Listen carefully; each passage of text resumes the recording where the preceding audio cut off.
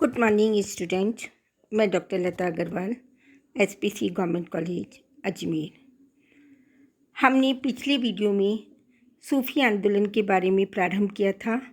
आज हम सूफ़ी दर्शन एंड सिद्धांत, philosophy and principles of Sufism के बारे में चर्चा करेंगे।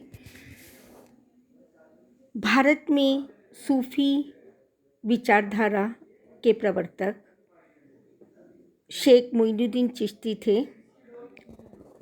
जिन्होंने हिंदू मुसलमान के बीच में समन्वय, सहिष्णुता को स्थापित करने का प्रयास किया और यही कारण है कि भारत में हिंदू मुस्लिम पारस्परिक समन्वयता स्थापित हो सकी।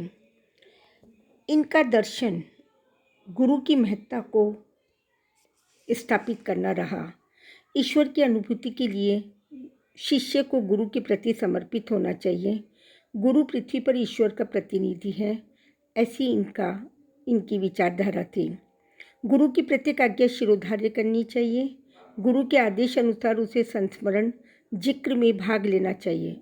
जिक्र दो हैं, जिक्र अली चिल्लाकर मंत्रोच्चारण करना और जिक्र खफी हृदय की एकाग्रता को बनाए रखना।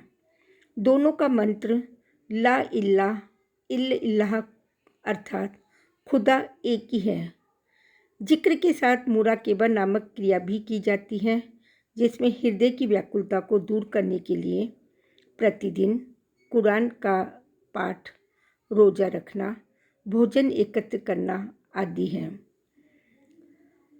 मारिफत की अवस्था दयालुता और कृपालुता से प्राप्त होती है। फना की अवस्था में सांसारिक प्रवृत्तियों का विनाश हो जाता है। हकीकत की अवस्था में सात्विक ज्ञान की प्राप्ति होती है और साधक ईश्वर की ओर उन्मुख होकर हो जाता है।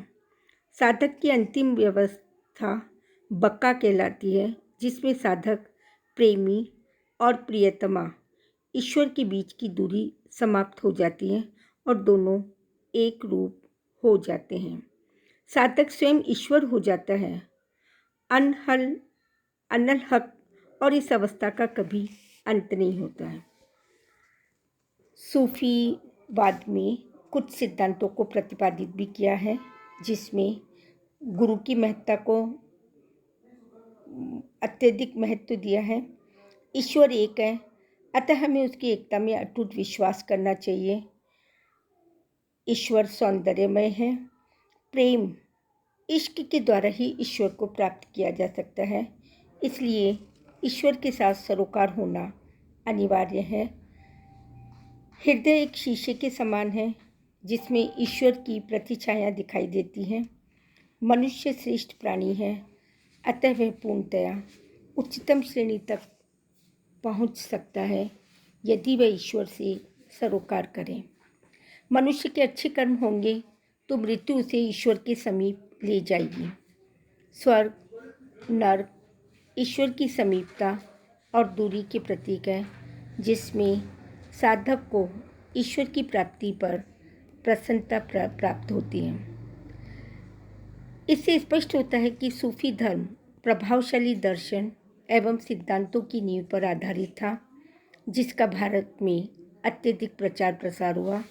यह धर्म एक और कुरान की शिक्षाओं पर आधारित था, तो दूसरी ओर वेदांत का प्रभाव भी स्पष्ट परिलक्षित होने लगा। अतः यह धर्म हिंदू मुस्लिम विचारधाराओं का सम्मिश्रण बन गया। धन्यवाद।